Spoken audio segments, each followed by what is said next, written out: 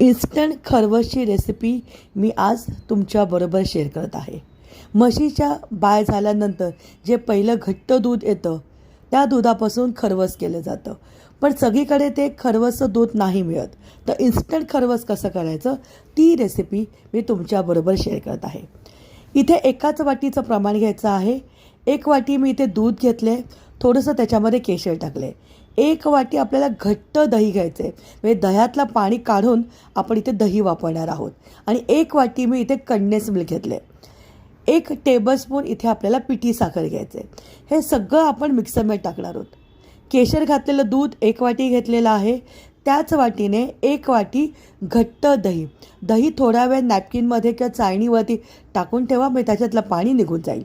1 tablespoon आपण इथे घेतलेली आहे पिठी साखर आणि 1 वाटी भरून घेतलेलं आहे कंडेन्स मिल्क.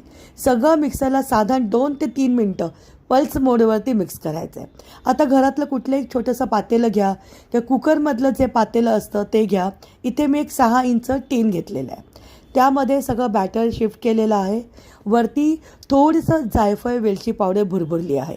खरवसमध्ये ज्या पद्धतीने वेलची पावडर टाकली जाते, जायफळ पावडर टाकली जाते तशीच टाकून घेतली आहे. थोडंसं केशर टाकलेलं आहे. आता कुकरमध्ये थोडंसं पाणी घेतलेलं आहे, कारण आपल्याला हे कमीत कमी 30 मिनटं स्टीम करायचं आहे. त्याच्यात पाणी थोडंसं जास्त ठेवा. एक स्टँड ठेवलं आहे, त्याच्यामध्ये हा टीन ठेवलेला आहे आणि वरती आपल्याला झाकून मंद आचेवरती 30 मिनटं ह्याला उकळायचं आहे. ज्या पद्धतीने आपण मोदक करतो ना, बस तसंच मी कायम या पद्धतीने स्टीम देते.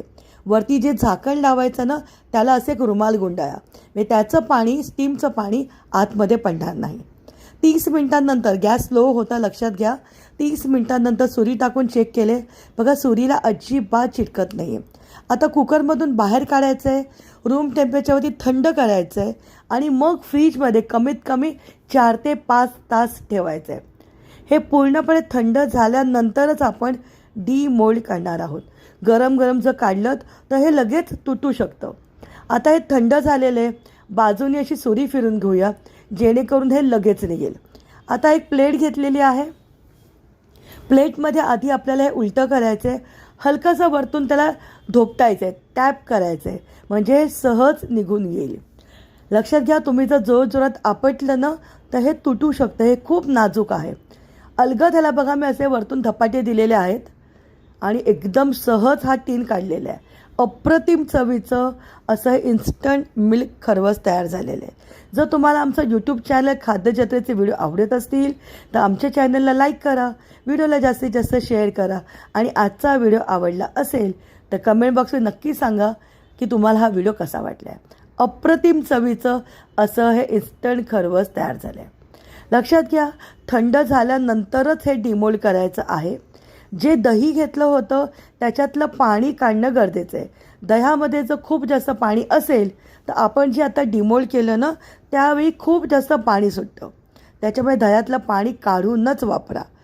अप्रतिम चवीचं झटपट होणारं असं हे इन्स्टंट खरवस तयार झालेलं आहे.